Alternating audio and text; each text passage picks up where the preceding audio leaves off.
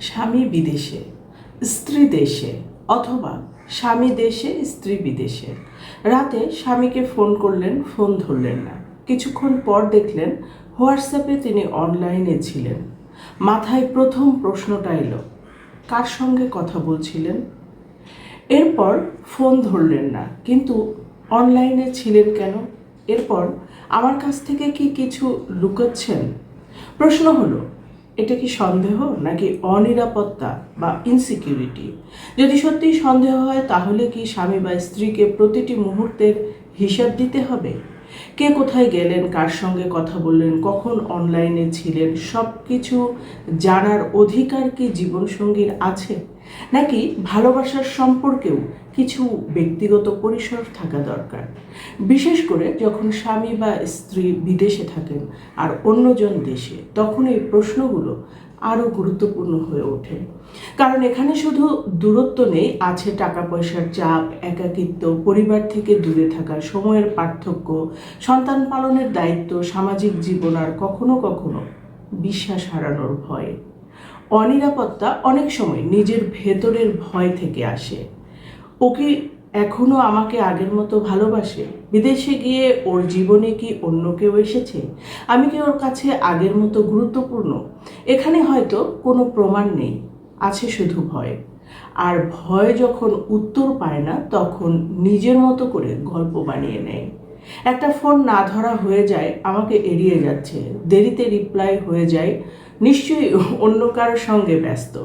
কিন্তু মনে রাখবেন, অনুমান আর প্রমাণ এক জিনিস নয়। তবে সত্যিই যদি কোনো আচরণে বারবার অসঙ্গতি থাকে, মিথ্যা বলা হয় বা কিছু গোপন করার চেষ্টা থাকে, তাহলে প্রশ্ন ওঠাটাও স্বাভাবিক।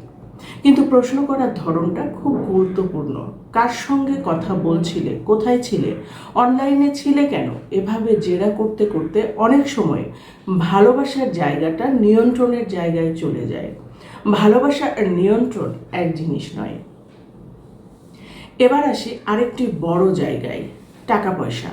প্রবাসী দম্পতিদের মধ্যে অর্থনৈতিক বিষয় নিয়ে অনেক ভুল বুঝাবুঝি তৈরি হয়। বিদেশে থাকা মানুষটি ভাবতে পারেন, আমি এত কষ্ট করে উপার্জন করছি, সব টাকা পরিবারে খরচ করছি, আমারও তো নিজের কিছু খরচ আছে।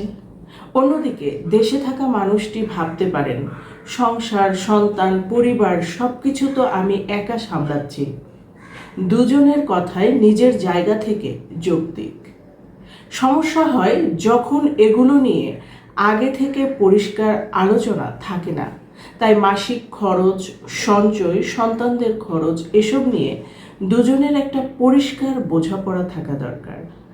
আর বড় ঋণ, বিনিয়োগ বা এমন কোনো আর্থিক সিদ্ধান্ত যা দুজনের ভবিষ্যৎকে প্রভাবিত করবে, সেটা একা সিদ্ধান্ত না নেওয়াই ভালো। তবে স্বচ্ছতা মানে এই নয় যে জীবনসঙ্গীকে প্রতিটি টাকার, প্রতিটি খরচের হিসাব দিতে হবে। সুস্থ সম্পর্কে দরকার স্বচ্ছতা, কিন্তু নজরদারি নয়। এবার আসি মানসিক বোঝাপড়ার জায়গায়। বিদেশে থাকা স্বামী সারাদিন কাজ করে ক্লান্ত, দেশে থাকা স্ত্রীও সারাদিন সন্তান, সংসার বা নিজের কাজ সামলে ক্লান্ত। রাতে একজন কথা বলতে চান, অন্যজন হয়তো তখন কথা বলার অবস্থায় নেই।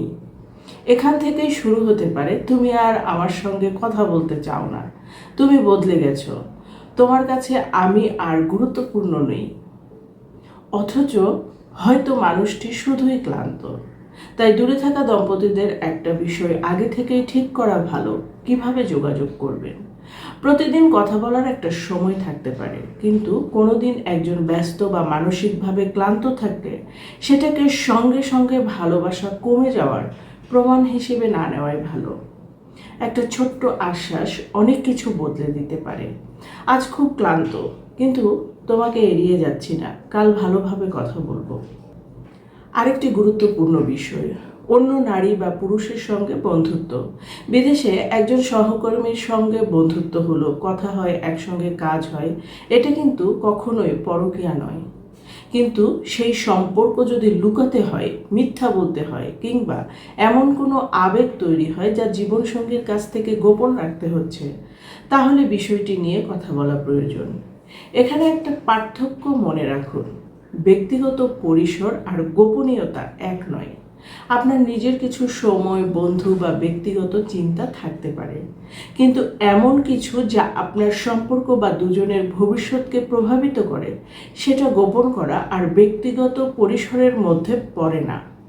তাহলে প্রবাসী দম্পতিদের কি করা উচিত?